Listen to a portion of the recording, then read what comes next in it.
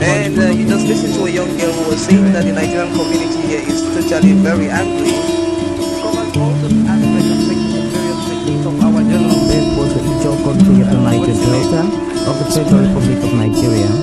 He went to several schools. His major academic genesis was at the government college, Ujeli.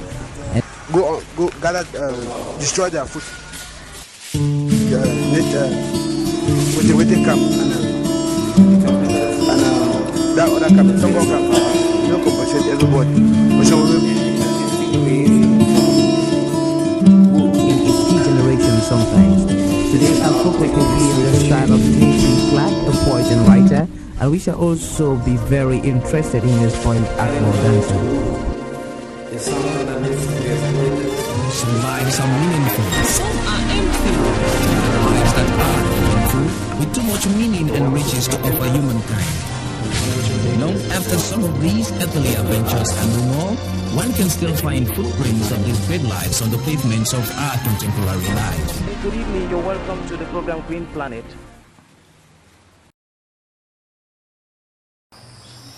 Welcome to Fighting Poverty and Engaging Conservation Through Sounds 2010. It is part of the Conference on Sustainable Strategies and Practices for Development 2010 as well.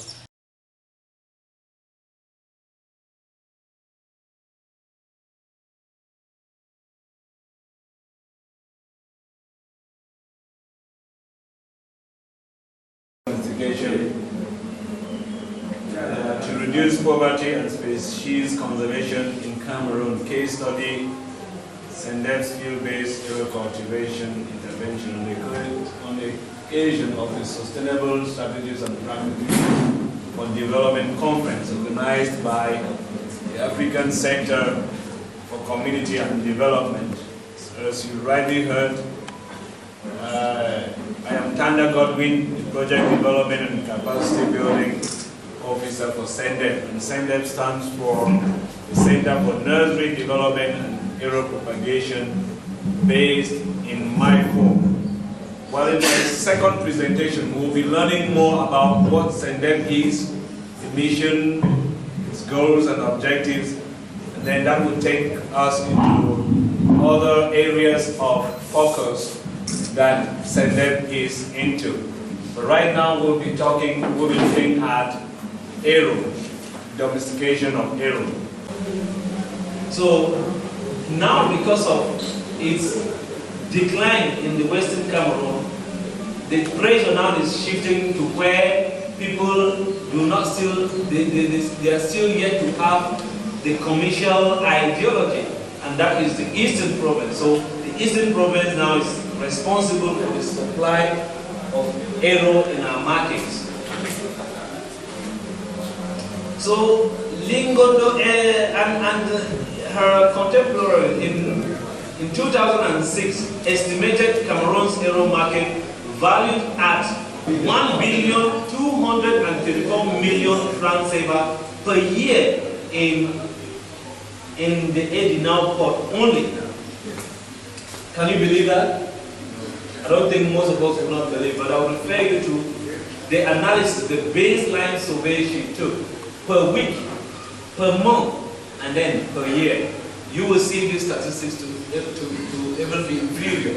So we now see a sector that can employ almost every Cameroonian, but we like neglect it.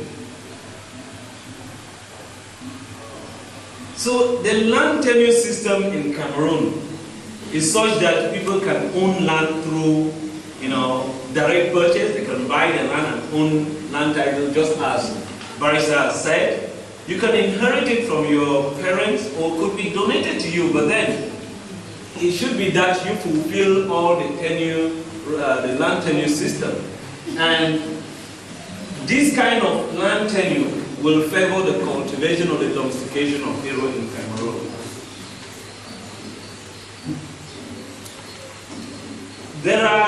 When we hear about Aero, we begin to ask ourselves several questions, but biologists have come up with some kind of, differentiation that there are several genera of native And there are several species of arrow or of nettle in the world, but focused in Cameroon we have just 2 species, and we are talking about Netum africanum and Netum bogosianum.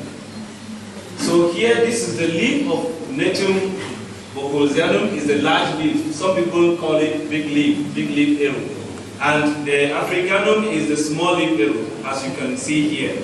So there are these 2 varieties that we have in Cameroon. We'll look at intraspecific diversity with respect to scientists.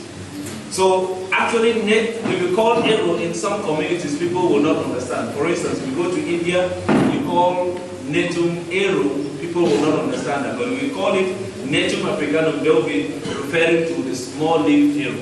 And if we call bogosianum, they are referring to the large leaves. So they will all grow well here in Cameroon as well as the sub-Saharan African region, sub-region.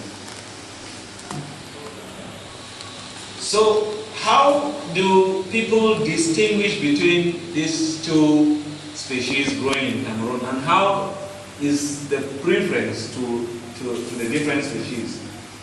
Netum bogosianum, as people will locally call country arrow or Yaoundé arrow, is abundant in the southwest region. That's what we have most of the time here. We go to our forest and we harvest bogosianum because it has larger leaves. So, you know, some of these actors within the arrow value chain will appreciate, you know, bogosianum. Why? Because they say it has larger leaves, it's easy to spread, you know, it keeps the quantity that you prepare, doesn't, you know, reduce, and then it has a very good taste. So with that, just with that, with those characteristics, it becomes. So those characteristics market the bogosianum itself. So when you tell people about all of these characteristics, people will want to go for bogosianum. You know, it's now left for a consumer to be able to say, no, I prefer this or that. But then people go to the market, or they come with you with these characteristics to maybe get you like a particular species. So, you know, just as I've said, you know, there is a really big difference when it comes to people consuming arrow, the 2 species.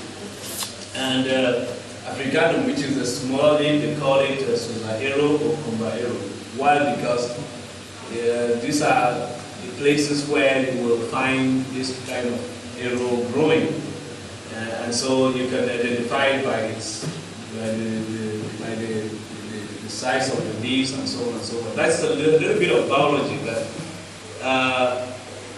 it's very significant in the Mondemba and Kondo Titi area, and it is exported officially and unofficially to Nigeria using those tracks, Kumba, Kondo Titi, and so on, Mondemba.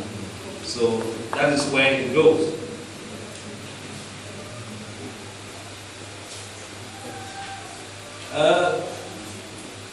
Let's see how unsustainable arrow is being managed. So the demand for arrow in Cameroon will continue to grow in as much as people will appreciate the taste of arrow. And so with that, it will continue to pressurize the population of arrow within our forest. So, but however, people are beginning to know arrow and how useful it is in our food supplement. Increasing demand for arrow will equally, engage people to go to the forest and harvest it sustainable, because they know once you have arrow in the market, a lot of people will buy it, and that will serve as a source of income. So, what are some of the preliminary efforts towards sustaining arrow? Within the periods of 1990 and 1997, the Limbe Botanic Garden has worked so much on arrow, and it came a time when they proposed a technology which was the conservation through cultivation. And their main objective was to conserve the species because they saw the way air was collected from the forest unsustainably. You have to cut down the tree in order to harvest arrow, you have to uproot in order to harvest the leaves, and so on and so forth. And that alone was damaging to the diversity of our forest. And some people will actually, through logging, destroy even the habitats for arrow. So it was a major concern, and they had to come up with this technology in order to help conserve the diversity of our forest. So when they developed this technology, they had to carry out testing on the technology, and they selected farmers around the Mount Cameroon region to test this technology. And this came through training organized in 1999 at the Limbe Botanic Garden, where some farmers around the Bonanjikomo area, Mile 4, attended. And when they came back, they realized that it was an important technology within the farming sector, the agricultural sector, and they wanted to conserve this technology. And by doing so, they created a common initiative group called CENDE, Center for Nursery Development and Arrow Propagation. As the name will tell you, it was formed as a result of arrow issues. So this group, with their experience and with the work they have continued to do, the arrow domestication for conservation has taken another shift. So you see a paradigm shift from conservation now to livelihood improvement. So CENDE do not want to only conserve the species, but also to get it to prove to farmers that it could also be a means for sustainable livelihoods. That by growing arrow, you can make money and you can improve your life because send your kids to school and things like that. And they were aiming at reaching more farmers, more communities where this arrow is becoming extinct or is declining. So, what are some of the strategies and the achievements? I will take us a little bit back to the Limbe Botanic Garden, where this technology was first developed through research. So it is a strategy to conserve the species. And at the same time, it was a strategy for CENDE to uplift farmers from their poverty status, because by growing arrow, they were able to make money. So they developed the model using arrow cuttings. You can see a farmer here trying to cut the vine into sizable cuttings of about 15 centimeters, and they will use what we call a propagator, because arrow vine, just as any other non-timber forest product, is difficult to cultivate. So this technology that Botanic Garden developed was such that you could only grow arrow through cuttings within a medium, and that medium is propagator. And where you see these two words keep coming even in the name of the group, which is now promoting arrow domestication in Cameroon. So Limbe Botanic Garden, in order to continue research and come up with experience and new ideas to share with farmers, they established a demonstration farm where they will continue to have access to the technology and modify it such that it is adoptable, affordable by poor local farmers. So one of the things that they did was also to develop a manual. So you see how strategies are coming up. First was the technology, second a demonstration farm, and now they come up with a manual for training, so such that they can liberally give the technology to farmers who can in turn train other farmers, and the chain will continue to go like that, so that many farmers get involved in arrow domestication. And when CENDE was trained, they took upon themselves to to replicate the technology by training more and more communities, smallholder farmers in arrow domestication.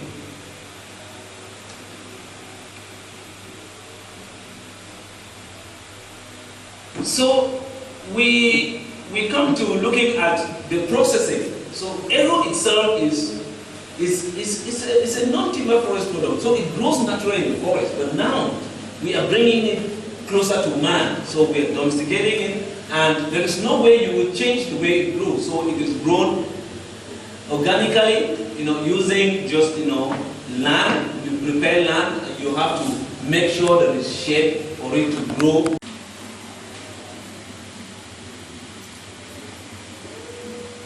So far, what are the achievements of SENDEP since 2000 or 1999 when they were trained?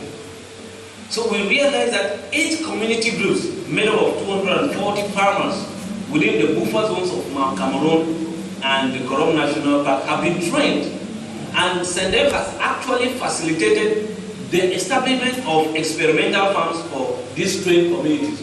And the question will go. Well, maybe you'll be tempted to ask me the question, what is the use of experimental farms to the trained communities? Experimental farms here is for them to monitor, evaluate their successes, and also report back to maybe to their groupings, to their synergies, the things they see which are abnormal, so that researchers like Iraq can now fully address this thing, because they see the value of arrow and how this can actually provide jobs to Cameroonians. In the event of facilitating the creation of experimental farms, SENDEP also encourage farmers to open up individual arrow farms, and usually it is a range. It ranges between 10 meters squared to 100 meters squared of arrow farms. Just recently, SENDEP came into partnership with the Center for International Forestry Research, C4, and we trained 3 communities in the Yokwaluma area consisting of 32 farmers. That is in the east, because it's a strategy for climate change adaptation, as well as a new avenue for people in the east, where the commercial area is now available, for them to start looking at sustainable management of this sector, because they might run into the same problems the Western Cameroon is facing today. We now have arrow only available for us to eat. We don't have the ones we can market. So if there is a place in Cameroon where they still have available arrow in the forest, it is the right time for us to start telling them that they can domesticate arrow and not depend so much on the forest, because it will finish one day. Also, because arrow is one of the crop that is resilient to climate change, it is a strategy for them to adapt such that when other crops fail, arrow can still make life better for them. SENDEP also facilitated the creation of Forest House. Forest House is an independent private business enterprise that collects arrow from farmers paid by SENDEP, processes and then distributes and markets it for the benefit of farmers, such that farmers do not have to worry what they produce will go into the market or not. Forest House is already available and will and connects directly with the farmers. When the arrow is ready, mature, they collect and they pay them in order to add value by processing and branding the arrow. So processed arrow, within 2006 and 2008, arrow, or 2007, 2009, to be very precise, over 200 kilograms of arrow have been sold. Processed arrow has been sold, marketed out of the country and also within the country, worth amount of 2 million francs. And that was in preparation for Forest House to fully take over from that aspect, since SENDEP is becoming more and more charitable than, making money by sales of arrow. SENDEP equally by facilitating the creation of forests has then made market linkages such that the new enterprise will not have so much headache getting where to supply arrow. So there is arrow market in Malawi, there is arrow market in Nigeria, arrow market in Germany, arrow market in America. And there is still, a way for us to exploit the different market linkages such that our arrow will be worldwide.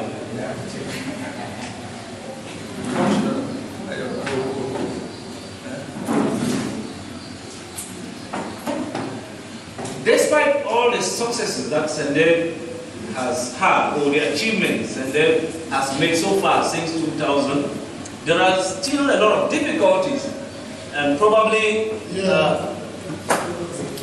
at the end of this workshop, we'll be able to set up strategies or networks that will harness or that will favor the domestication and marketing of arrow.